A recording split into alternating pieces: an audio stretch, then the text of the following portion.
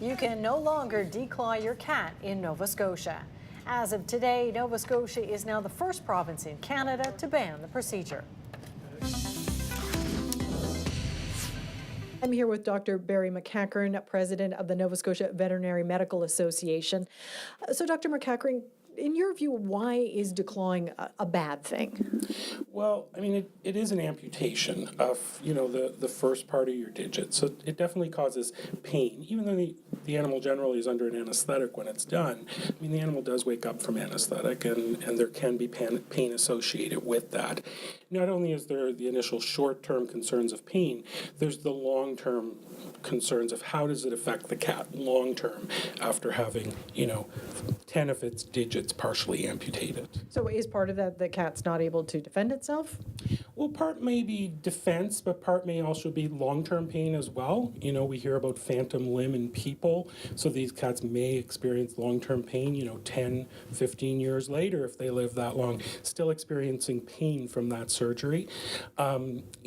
Scratching is a normal cat behavior, and you've just taken that ability away from them. We can also see some cats get pretty deformed feet because of the procedure, and that would lead to pain as well. Now, how often had this procedure been done in Nova Scotia prior to the ban? I mean, I think that is a hard one to answer because it would depend on the individual clinics for sure. I think, I graduated 20 years ago, and quite honestly, 20 years ago, it was a routine procedure. Something came in for a spay or a neuter, and they would just add on a declaw, right? And so I was doing more of them at that point. I would say over the past 10 years, we've been doing less and less. And, in the past number of years since I've opened here, I haven't been doing them. People aren't asking for it as often because they're more educated about the pain that it does cause. Well, now that the ban is in place, what are the consequences for a veterinarian who goes ahead and declaws a cat? So it is in our code of ethics that it's a cosmetic surgery and it's ethically wrong to declaw a cat. So the consequences could range depending on maybe losing your license for a period of time, potentially a fine. Definitely there'd be some continuing education that vet would have to undergo if they were caught declawing. Well, Nova Scotia is the first to bring in this ban. Have you heard from vets in other provinces, and do you expect other provinces will bring in similar rules?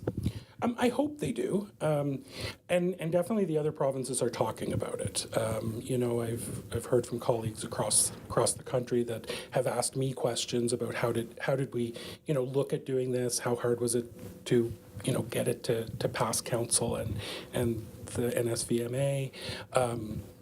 I know they're talking about it all the way out in BC. Well, what do you say to people who say, well, my cat either scratches the sofa and rips it up, or my cat's mutilating himself? Is there ever, in your mind, a reason to do a declawing? In my mind, no. I don't think there is a reason to do a declawing. I mean, if the cat's scratching the sofa, you can put soft paws on, the little caps. You can keep the nails clipped. You can look at why is that cat scratching the sofa. I mean, scratching is a normal cat behavior, and so you need to give it an outlet, give it a scratching post. Teach it from a young age that you're allowed to scratch over here. You're not allowed to scratch the sofa. And lastly, there has been some concern that folks who are cancer patients who shouldn't be immunocompromised through a cat scratch. What do you say in that case? That's always been something that's been brought up, and I used to use that line as well. I was declawing because the owner needed it done because they were immunocompromised.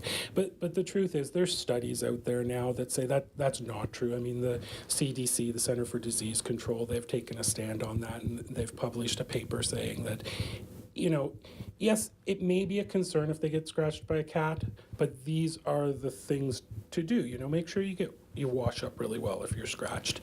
Seek medical attention. It doesn't give you an out to say that I'm immunocompromised, therefore I need to declaw my cat, because that's not true. All right. Well, Dr. McCachern, thanks for your time today. Thank you very much. So, Elizabeth, some happy cats, I guess, probably out there. Yes. You're a cat person. So. I am a cat person. It is a happy day for cats and cats.